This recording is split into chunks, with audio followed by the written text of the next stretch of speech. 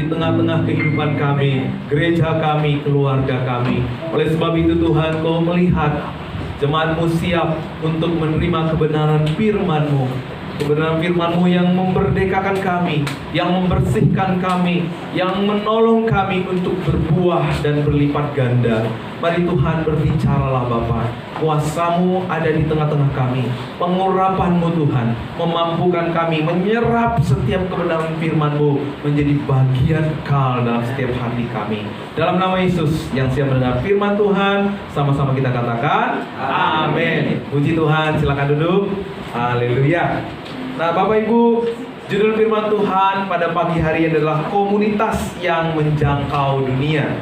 Bagaimana kita membangun komunitas yang menjangkau dunia. Di situasi new normal saat ini, satu hal yang akan membuat banyak orang bertahan ketika punya imunitas tubuh. Ya, betul ya. Ya, jadi yang ditingkatkan sekarang ini adalah imunitas tubuh. Ya, bukan lagi ditingkatkan lockdown-nya, PSBB-nya ditingkatkan, bukan lagi, tapi imunitas tubuh kita, daya tahan tubuh kita.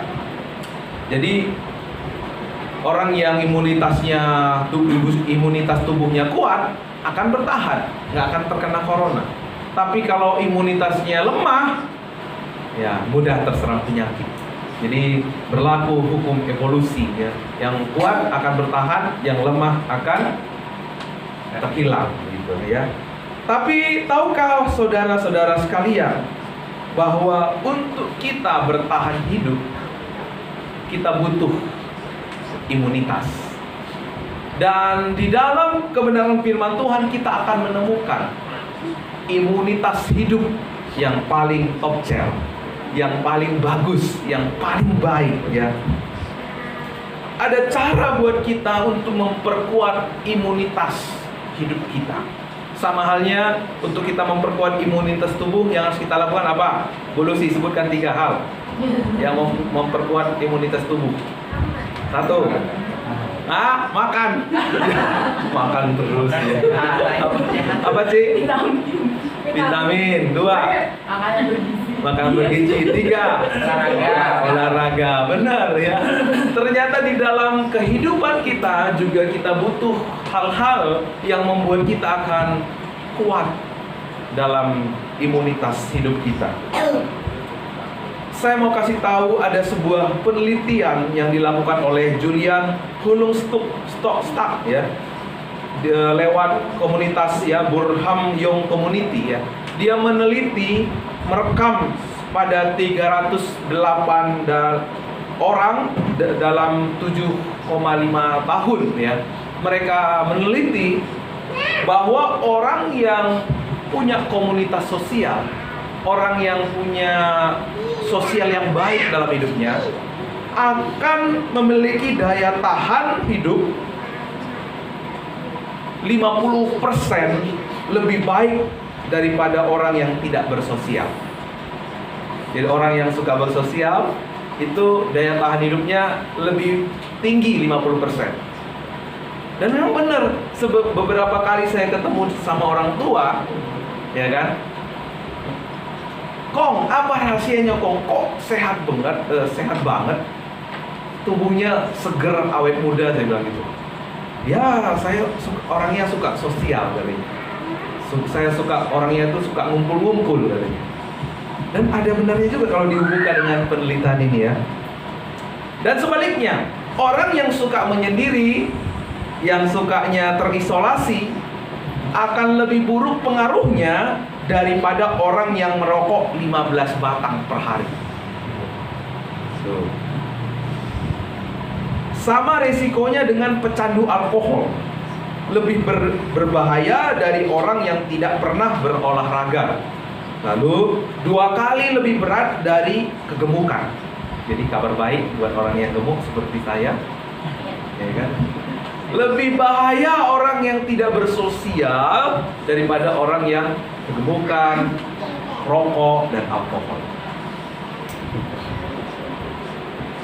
Jadi bagaimana seseorang punya daya tahan hidup yang lebih bagus? Ia harus punya komunitas, punya jiwa sosial, gitu ya. Dan sangat cocok sekali kaitannya dengan firman Tuhan pagi hari ini. Kalau secara dunia saja orang butuh sosial untuk bertahan hidup, apalagi secara rohani. Apalagi secara rohani kita butuh komunitas. Kita butuh komunitas sosial yang akan membuat kita kuat di dalam iman, yang akan membuat kita memiliki iman yang sejati, iman yang sesungguhnya. Dan Tuhan memang merencanakan kita untuk memiliki komunitas sosial, karena lewat komunitas sosial kita akan membangun kita akan menjangkau dunia. Makanya Tuhan bilang kamu akan menjadi penjala manusia. Tuhan nggak bilang kamu akan menjadi pemancing ikan gitu, pemancing manusia. Enggak. Tuhan bilang menjadi penjala manusia. Karena sistem menjala itu adalah sistem berjejaring atau networking. Makanya bagaimana kita bisa menjangkau dunia ketika kita membangun komunitas di dalam Tuhan, komunitas yang sesungguhnya. Makanya Tuhan itu sejak dari awal, bagaimana cara Tuhan untuk memenuhi bumi ini? Tuhan bilang apa sama Adam? Bertambah banyak dan berkembang biaklah. Beranak cucu dan bertambah banyaklah ya. Kita dulu nenek moyang kita Abraham, si Adam, dia punya anak, benar ya? Lalu anaknya itu punya anak dan seterusnya seperti itu. Nah, bagaimana kita membangun komunitas di dalam tubuh Kristus? Kita juga melakukan prinsip yang sama. Ya. Kita juga melakukan prinsip yang sama. Kita dilahirkan. Lalu setelah itu kita bertumbuh. Lalu setelah itu kita melahirkan juga. Seperti itu seterusnya dan seterusnya. Akhirnya bumi dipenuhi oleh manusia. Makanya Tuhan datang ke dunia, Ia membangun komunitas yang ngumpulin murid-muridnya. Ia mengumpulkan 12 murid.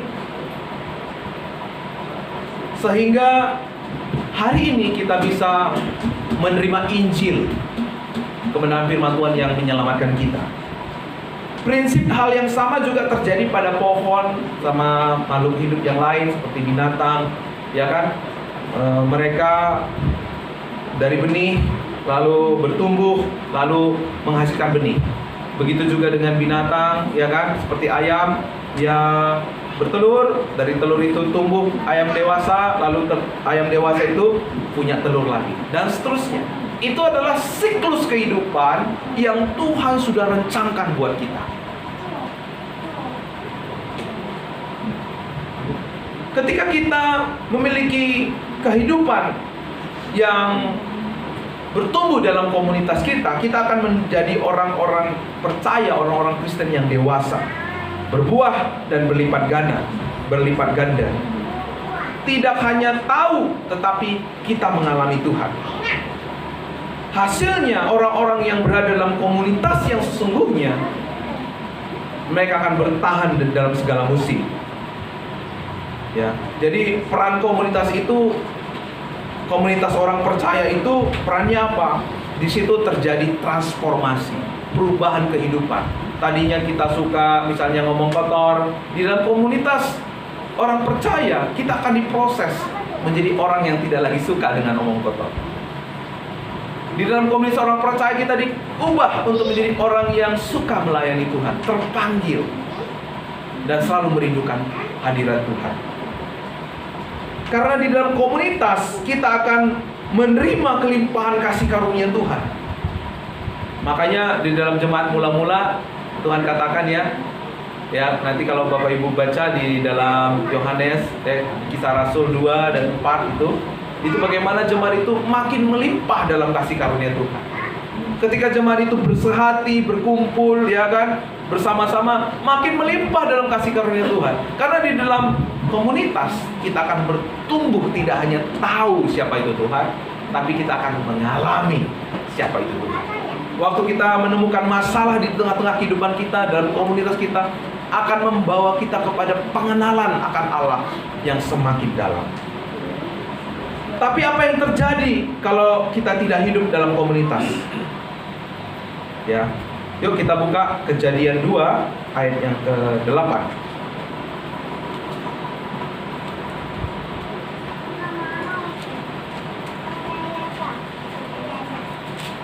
Kejadian 2 ayat yang ke-8. Sudah ketemu?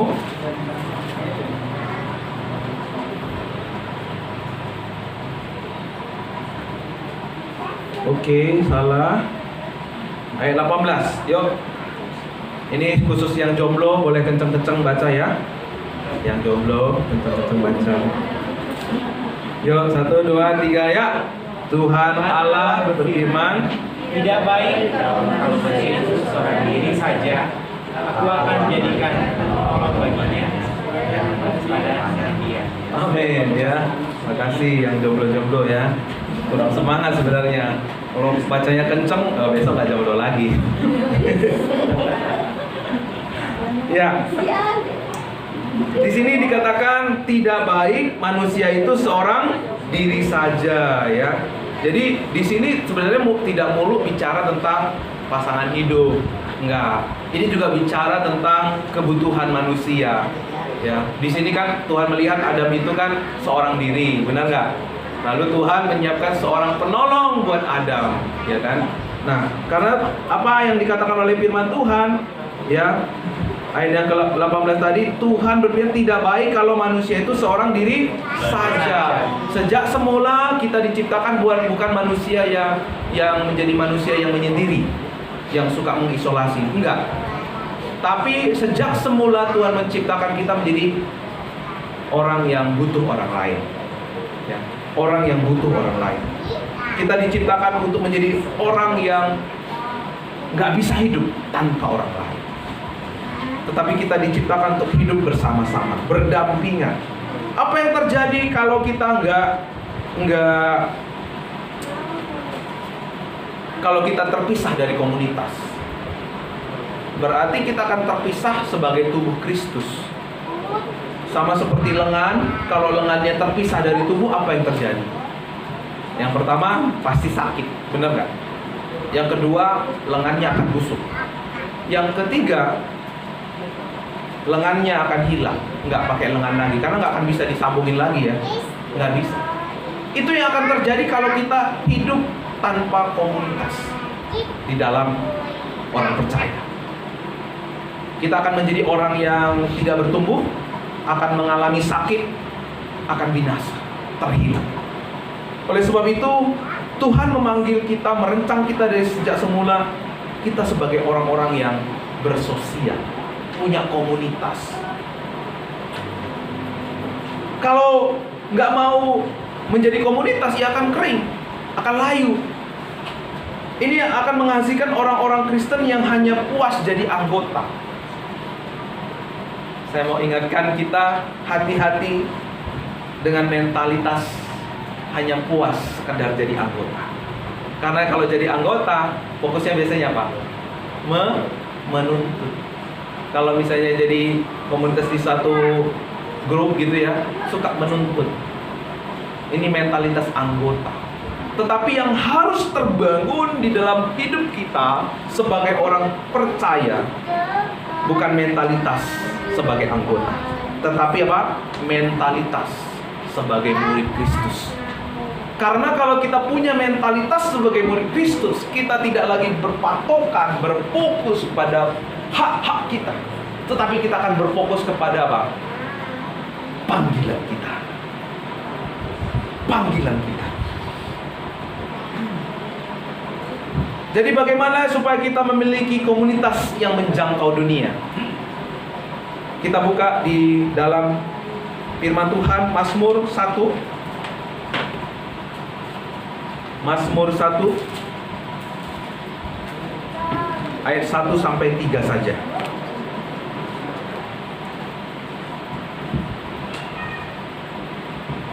Sudah siap? Amin. Mari kita akan baca bersama-sama. 1, 2, 3, ya. Berbahagialah orang yang tidak berjalan menurut nasihat orang fasik, yang tidak berdiri di jalan orang berdosa, dan yang tidak duduk dalam kumpulan pencemooh, tetapi yang kesukaannya ialah Taurat Tuhan, dan yang merenungkan Taurat itu siang dan malam. Ia seperti pohon yang ditanam di tepi aliran air, yang menghasilkan buahnya pada musimnya, dan tidak layu daunnya, apa saja yang diperbuatnya berhasil. Saya mau ajak kita lihat ayat yang ketiga. Ia seperti pohon yang ditanam di tepi aliran air, yang menghasilkan buahnya pada musimnya, yang tidak layu daunnya, apa saja yang diperbuatnya berhasil. Ini adalah gambaran orang Kristen yang sejati, orang percaya yang sesungguhnya. Ya kan? Kita nggak bisa setel musim dalam kehidupan kita. Nggak asik deh musim corona. Aku mau setel deh sekali musim durian gitu ya, musim mangga, musim rambutan. Nggak bisa. Itu bukan areanya kita. Kita nggak bisa ubah musim dalam hidup kita, tetapi kita bisa ubah apa yang terjadi pada diri kita. Kita bisa memilih siapa yang menjadi sumber kehidupan kita. Kalau kita memilih Yesus sebagai sumber air hidup itu dalam hidup kita, pasti kita tidak akan pernah kering. Kita tidak akan pernah layu. Ketika kita sungguh-sungguh hidup dalam rencana Tuhan Yesus, kita hidup dalam rencananya Tuhan, kita tidak akan pernah layu, kita tidak akan pernah kering, kita tidak akan pernah terhilang. Karena itu kita harus tahu hari ini apa rancangan Tuhan buat kita. Amin. Apakah saudara mau tahu rancangan Tuhan? Bilang dulu samping kiri dan kanannya, kamu mau tahu nggak rancangan Tuhan? Jangan ngantuk ya. Jangan ngantuk ya. Ya kan? Ya kan? Oke. Apa yang kita butuhkan? Ada 3 jenis orang yang kita butuhkan dalam hidup kita supaya hidup kita menjadi orang percaya yang sesungguhnya. Orang percaya yang berbuah, orang percaya yang berlipat ganda, orang percaya yang tidak pernah layu daunnya, yang unconditional, yang tidak ditentukan oleh musim kehidupan. Ada 3 jenis orang yang harus ada dalam hidup kita. Yang pertama adalah orang yang berdiri di depan kita. Ayat yang pertama, bagian yang pertama, yang tidak berjalan menurut nasihat orang fasik. Artinya apa? Kita harus memilih siapa orang yang berdiri di depan kita, berjalan di depan kita. Artinya apa? Siapa yang kita teladani dalam hidup kita? Siapa yang memberi pengaruh dalam hidup kita? Siapa hari ini yang memberi pengaruh buat hidup saudara? Siapa yang hari ini paling banyak memberi teladan buat hidup saudara? Kita harus pastikan, karena di dalam di dalam Mazmur ini, orang yang berjalan menurut nasihat orang fasik, pasti dia tidak akan seperti pohon. Ada 3 orang yang harus kita temukan dalam hidup kita. Ada 3 jenis orang yang harus kita temukan dalam hidup kita. Itulah komunitas yang akan membentuk kita. Itulah komunitas yang akan memproses saudara dan saya menjadi orang Kristen yang sejati. Makanya sekali lagi, Tuhan tidak memanggil kita untuk menjadi anggota, tapi Tuhan memanggil kita untuk menjadi murid Kristus. Yuk, sama-sama kita katakan, saya dipanggil untuk menjadi murid Kristus. Saya dipanggil menjadi murid Kristus. Amin.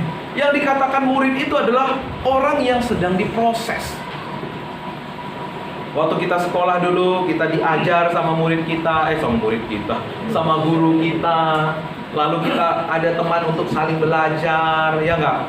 Lalu setelah itu waktu kita udah segede ini, kita ngajarin minimal adik kita atau anak kita. Itu proses. Proses ini juga berlaku di dalam tubuh Kristus. di dalam kehidupan orang percaya. Tuhan memanggil saudara dan saya bukan hanya untuk diselamatkan, untuk hanya sekedar menjadi pembawa acara, untuk sekedar menjadi pengkhotbah, untuk sekedar menjadi pemain musik, untuk hanya sekedar duduk diam di gereja. Tapi Tuhan memanggil kita untuk menjadi apa? Murid. Karena di dalam murid kita akan diproses. Makanya kalau orang yang sudah diproses menjadi murid, pasti dia menjadi orang Kristen yang sejati.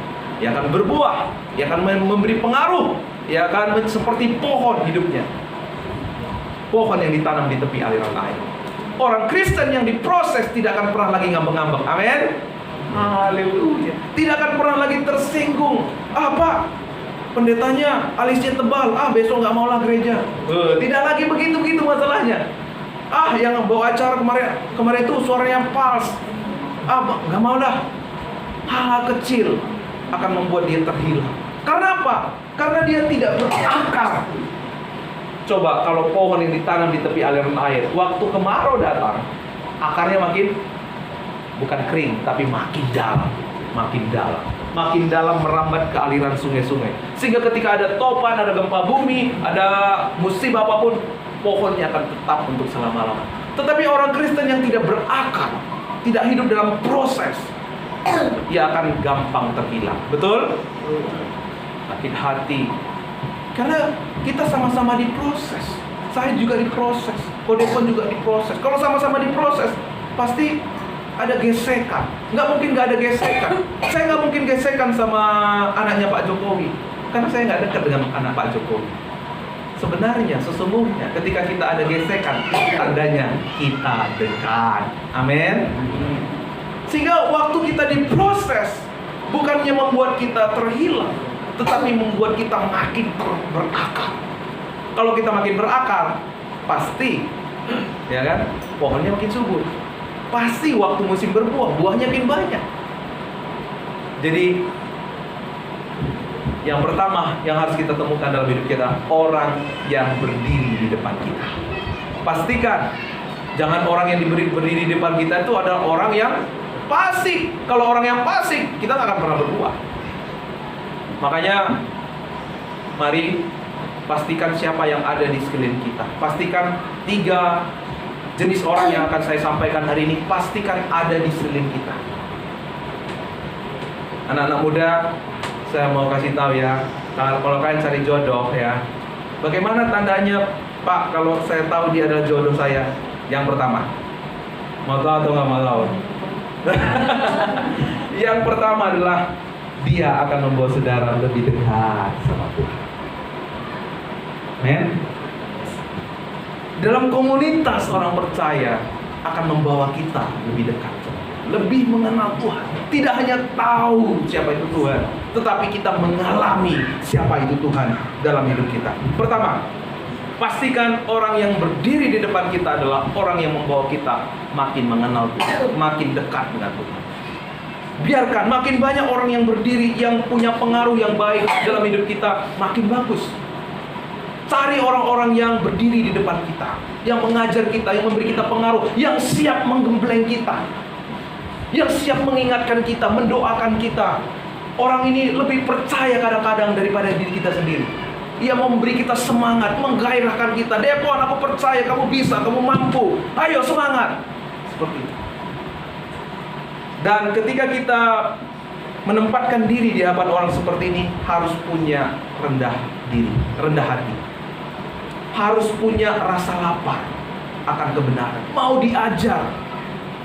Kira-kira gimana ya Pak? Kira-kira gimana Pak? Jangan sotoy. Aku udah tahu kok, udah pernah belajar kok. Jangan kayak gitu. Ini tandanya orang yang gak akan pernah ngalamin proses dalam Tuhan. Tapi sepanjang saudara menjadi orang percaya yang mau diajar, bagaimana sih Pak caranya berdoa? Bagaimana sih Pak supaya kita menjadi orang Kristen yang berbuah? Ini tandanya saudara akan mengalami proses. Dan proses itu akan menghasilkan buah yang manis. Pohon yang berbuah lalu buahnya itu masak di pohon, itu berbeda dengan buah yang dijual di pasar. Karena pisang yang dijual di pasar itu adalah hasil karbetan, benar nggak? Tapi kalau pisang matang di pohon, itu akannya rasanya lebih lezat, lebih manis, lebih sehat. Betul? Makanya hari ini mari kita menjadi murid Kristen, murid Kristus yang sejati. Kita senang dengan proses. Bagaimana kita mengalami proses? Temukan orang yang berdiri di depan kita. Karena itu orang yang mengerti akan kebenaran firman Tuhan ini, ketika dia ditegur, ketika dia diingatkan oleh saudara seimannya, oleh kakak rohani, oleh pemimpin rohaninya, pasti senang. Pak, makasih ya Pak, karena engkau sudah rela memberi waktu, tenaga, emosi untuk membantu aku supaya aku lewatin proses. Kalau kita senang dengan proses, maka orang yang melewati proses tidak akan pernah kehilangan berkatnya. Amin. Tapi kalau kita nggak mau diproses, sukanya makan-makan mie instan, paling 3 bulan lagi masuk UGD. Benar nggak? Tiap hari makan mie instan terus. Akhirnya rontok, pencernaannya jadi rontok. Tapi justru ketika kita mau diproses, justru di situ kita akan melihat bahwa diri kita kaget, kita tergagap karena Tuhan berkarya dalam hidup kita. Yang kedua, kita butuh orang yang berdiri di samping kita. Yuk kembali ke Mazmur. Apa yang dikatakan di sana dilanjutkan, yang berdiri di jalan orang yang berdosa. Pastikan orang yang ada di samping kita itu adalah orang yang membantu kita untuk mengalami proses di dalam Tuhan. Coba lihat samping kiri dan kanannya. Kira-kira orang yang duduk di samping saudara, orang yang duduk di sebelah saudara adalah, benar nggak dia membantu kita untuk berproses di dalam Tuhan? Ya. Orang yang berdiri di samping kita, apa artinya? Orang yang sama-sama mau belajar, orang yang sama-sama mau terbuka, orang yang sama-sama mau dikoreksi, orang yang sama-sama mau saling membantu, mau terbuka. Waktu kita salah, kita siap berkata, saya minta maaf ya. Waktu orang lain bersalah kepada kita, kita siap untuk berkata, saya memaafkan kamu, saya mengampuni kamu, saya menerima engkau apa adanya. Itu yang harus kita bangun. Orang yang siap mendengarkan kita, orang yang siap mengkoreksi kita.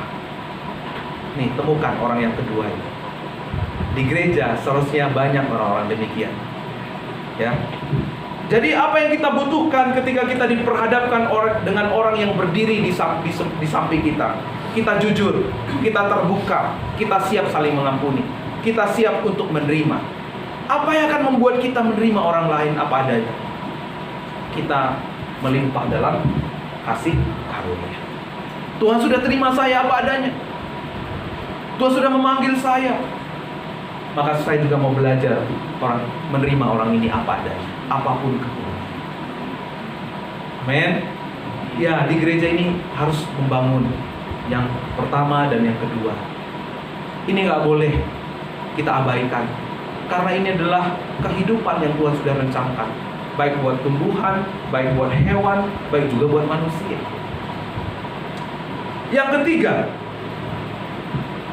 bagaimana komunitas yang menjangkau dunia, yang akan menjadikan kita seperti pohon yang ditanam di tepi aliran air. Orang yang ketiga adalah orang yang duduk di sekeliling kita.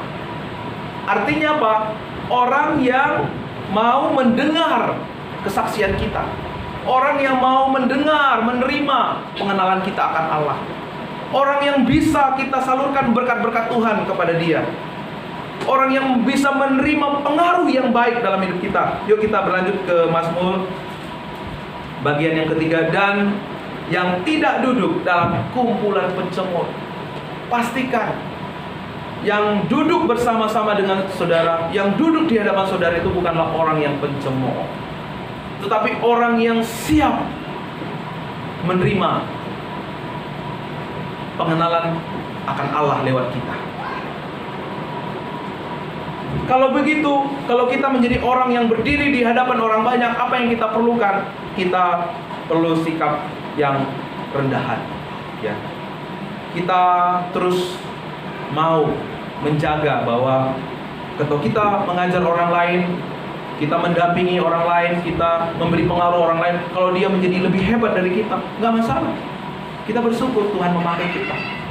Kita nggak perlu bangkit-bangkitkan diri kita. Oh, kamu kalau bukan karena saya melayani, kamu nggak jadi anak Tuhan yang baik. Jangan kayak gitu. Nah, ini artinya mencuri kemuliaan Tuhan. Ya, sikap ini perlu kita miliki. Kita harusnya senang orang lain lebih bagus imannya dibanding kita mungkin ya. Kalau Tuhan lebih memakai dia lebih mantap, lebih canggih, wah puji Tuhan. Itu kerinduan kita sehingga kita mengucap syukur. Jadi ketiga jenis ini juga dipraktekkan oleh Yesus. Yesus mencari 12 murid, lalu murid itu mencari murid yang lain. Benar nggak? Ini juga dipraktekkan oleh Paulus. Paulus, siapa yang membimbing Paulus? Yang membimbing Paulus waktu dia buta di jalan Emmaus itu lalu dituntun ke rumah siapa itu? Hah? Nah, nanti lihat Alkitabnya ya. Lalu dia juga memiliki teman, orang yang berdiri di sampingnya. Siapa itu?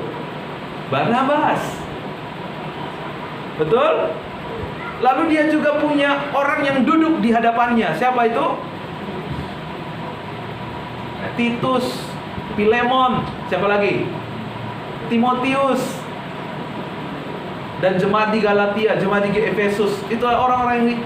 Nah, saudara, tiga hal ini harus kita miliki dalam kehidupan kita sebagai murid Kristus. Bangun di keluarga, boleh membangun seperti ini. Bagaimana orang tua mendampingi anaknya supaya bertumbuh, ya. Bagaimana juga orang tua menjadikan istri suami sebagai orang yang berdiri di sampingnya, yang sama-sama mau terbuka, sama-sama mau dikoreksi, sama-sama mau belajar. Lalu kita juga menempatkan siapa orang tua sebagai apa? Sebagai orang yang berdiri di depan kita. Kalau pertanyaannya, kalau keluarga seperti ini kira-kira indah nggak sih? Indah banget. Kalau gereja kita seperti ini indah nggak sih? Indah banget. Inilah proses yang harus dijalankan di dalam setiap gereja Tuhan. Kalau proses ini tidak dikerjakan, yang terjadi apa? Kita akan melihat orang Kristen yang sekian lama terhilang, ya kan? Orang Kristen yang tadinya semangat melayani gara-gara sedikit masalah, gara-gara posisi bangku aja nggak bagus, udah terhilang. Kenapa? Dia nggak pernah ngalamin proses. Dia menjadi orang Kristen yang instan. Kalau mau gereja ini melahirkan orang-orang Kristen yang sejati, harus konsen di pemuritan, harus membangun komunitas seperti ini. Makanya saya bilang ke panitia perancang, kalau nanti gereja ini semangat dalam pemuritan, saya siap memfasilitasi. Karena apa? Karena inilah hati Tuhan. Tuhan tidak memanggil kita jadi orang-orang yang hanya sekedar jadi anggota. Tuhan memanggil kita agar menjadi murid-murid Kristus. Hari ini siapa yang gak duduk bersama-sama dengan kita? Hari ini siapa yang kita tahu tidak lagi kelihatan bersama-sama dengan kita dalam pertemuan? Ada gak di antara kita minimal meng-SMS, minimal mengirim WA? Halo sayang, apa kabar? Kamu kok gak kelihatan? Ketika terbangun seperti ini, indah banget gerejanya. Tuhan tidak mencari gereja yang besar, tapi dia mencari gereja-gereja yang siap memuridkan. Ini hati Tuhan buat gereja ini. Kalau kita mengerjakan isi hati Tuhan, soal tanah, soal gedung, saya yakin itu hanya tunggu waktu saja. Amin. Ayo aktifkan lagi jiwa sosial kita. Bukanlah hanya jiwa bersosial keluar sana yang tidak jelas ya, tapi bangun sosial yang pertama kita, baik pertama di keluarga, yang kedua di gereja. Ya, ini pesan-pesan terakhir biasanya penting banget, ya Kak, penting sekali. Jadi aplikasinya apa? Mari komitmen untuk tertanam dalam komunitas gereja kita. Bangun, pastikan engkau punya orang-orang yang berdiri di depanmu. Pastikan engkau punya orang-orang yang berdiri di sampingmu. Pastikan engkau punya orang-orang yang duduk di depanmu. Amin. Karena ini adalah proses akan membuat kita menjadi orang Kristen yang sesungguhnya. Ini adalah proses yang Tuhan sudah tetapkan untuk gerejanya, untuk kita menjadi orang Kristen yang sejati, seperti pohon yang ditanam di tepi aliran air. Jadi jangan fokus dengan keberhasilannya, fokuslah dengan bagaimana kita proses. Kalau kita fokus pada proses, maka hasilnya tidak akan pernah mengkhianati.